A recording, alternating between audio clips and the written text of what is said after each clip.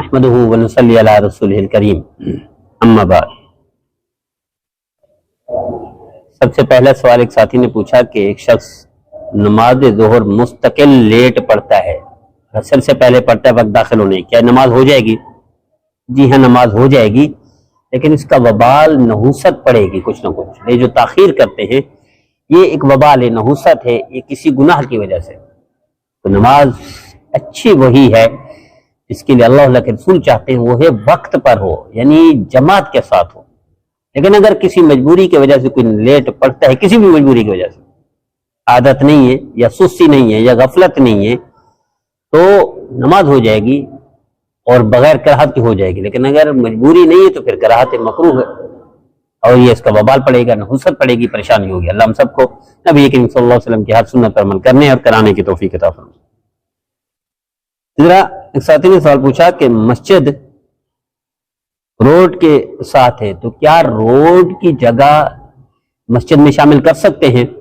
Road کی جگہ مسجد میں شامل نہیں کر سکتے، الا یہ کہ روڈ گورنمنٹ خود ہٹا دے، آگے پیچھے کر دے، تب تو شامل کر سکتے ہیں، وگرنہ روڈ مسجد میں شامل نہیں کر سکتے۔ مسجد کو 2 منزلہ 3 منزلہ 4 منزلہ 5 منزلہ 6 منزلہ کر دے، 10 منزلہ کر دے، کس نے روکا ہے؟ یا دائیں بائیں آگے اس کو فرنٹ سے آگے کر دے، کس نے منع کیا ہے؟ اسے کر سکتے ہیں، اس میں کوئی حرج نہیں۔ اللہ ہم سب کو نبی کریم صلی اللہ علیہ وسلم کی فرمانبرداری کی توفیق عطا فرمائے، فرمانی سے محفوظ پر۔ ناجائز جگہ پر مسجد قطعاً جائز نہیں ہے، شریعت پسند نہیں کرتی۔ اسی طرح قبضے کی جگہ پر وہ بھی شریعت پسند نہیں کرتی۔ روڈ کو گھیرے میں لے لیں، مسجد کے حصے شامل کر لیں، شریعت پسند نہیں کرتی۔ کسی دوسرے کی جگہ استعمال کر لیں اور پھر کہیں کہ ہم معافی مانگ لیں گے، یہ معافی قابل قبول نہیں ہے، نہ شریعت پسند کرتی ہے۔ دین اللہ کا ہے اور اللہ کے رسول کا ہے، ہمارے باپ دادا کا نہیں ہے، تو اللہ کے رسول کے فرمان کے مطابق چلنا چاہیے، نہ کہ ہم اپنی رواج اور رسم کی طرح۔ اللہ ہم سب کو نبی کریم صلی اللہ علیہ وسلم کی ہر سنت پر عمل کرنے اور کرانے کی توفیق عطا فرمائے۔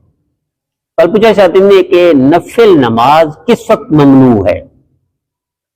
نفل ممنوع ہے مکروہ اوقات، مثلا جیسے یہ دن کا ہے، زوال کا وقت، اس میں آپ نہیں پڑھ سکتے ہیں، عصر کے بعد نہیں پڑھ سکتے، فجر کی جماعت کے بعد اشراق کے ٹائم تک نفل نہیں پڑھ سکتے، باقی نفل نماز 24 گھنٹے پڑھ سکتے ہیں۔ ہاں، غروب کے وقت عین غروب نہیں پڑھ سکتے، غروب کے فوری بعد جیسے حرم میں مسجد نبوی میں 2 رکعت پڑھتے ہیں، اس میں بھی اگر جماعت سے پہلے آپ کو وقت مل جاتا ہے تو آپ پڑھ سکتے ہیں نفل، وہ ثابت بھی ہے، اور سال میں 1 2 دفعہ 3 دفعہ پڑھ بھی لینے چاہیے تاکہ نبی کریم صلی اللہ علیہ وسلم نے جو پڑھے اس سنت پر عمل ہو سکے۔ اللہ ہم سب کو نبی کریم صلی اللہ علیہ وسلم کی فرمانبرداری کی توفیق عطا فرمائے، نافرمانی سے محفوظ فرمائے۔ خاتون نے سوال پوچھا کہ عصر کے بعد کسی نے غلطی سے قضا نماز پڑھ لی، ہو جائے گی؟ غلطی سے نہیں کی، قضا نماز عصر کے بعد پڑھ سکتے ہیں، یہ غلطی نہیں ہے، یہ کوتاہی نہیں ہے۔ قضا نماز 24 گھنٹے پڑھ سکتے ہیں، صرف جب سورج غروب ہو، طلوع ہو نہ پڑھیں، اور زوال کا وقت نہ پڑھیں، باقی قضا نماز کے لیے 24 گھنٹے ہیں۔ مثلا فجر کا وقت داخل ہو جائے، آپ سنت کے علاوہ کوئی نفل نہیں پڑھ سکتے، لیکن قضا نماز پڑھنا چاہیں تو پڑھ سکتے ہیں۔ فجر کی جماعت ہو جائے تو اب سنت بھی رہے گی تو نہیں پڑھ سکتے، نفل نہیں پڑھ سکتے، لیکن قضا نماز پڑھنا چاہیں تو پڑھ سکتے ہیں، اس میں کوئی حرج نہیں، کوئی کباہت نہیں۔ لہٰذا خلاصہ یہ نکلا، قضا نماز 24 گھنٹے پڑھ سکتے ہیں، قضا نماز 24 گھنٹے جائز ہے، اور صرف یہ 2 ٹائم 3 ٹائم تھوڑا سا لمحے ہیں اس میں اپنا پڑھیں، باقی اجازت۔ اللہ ہم سب کو نبی کریم صلی اللہ علیہ وسلم کی فرمانبرداری کی توفیق عطا فرمائے، نافرمانی سے محفوظ ہوں۔ ایک ساتھی نے سوال پوچھا کہ ان کی خالہ ہے، وہ کہتے ہیں کاروبار عورت تو نہیں کر سکتی، لیکن بینک میں رقم رکھے اور اس میں منافع لیتی رہے تو ایک جائز ہے۔ کس نے کہا کاروبار عورت نہیں کر سکتی؟ عورت کاروبار کر سکتی ہے۔ نبی کریم صلی اللہ علیہ وسلم نے جو کاروبار شروع کیا تھا کس کا تھا؟ عورت کا تھا۔ سیدہ خدیجہ رضی اللہ تعالیٰ عنہ، حضور 2 دفعہ تشریف لے گئے شام کی طرف سفر ہونا ہے، کاروباری تھا۔ کس کا تھا؟ سیدہ خدیجہ رضی اللہ تعالیٰ عنہ۔ کس نے کہہ دیا کاروبار نہیں کر سکتی؟ عورت کر سکتی ہے، کوئی حرج نہیں۔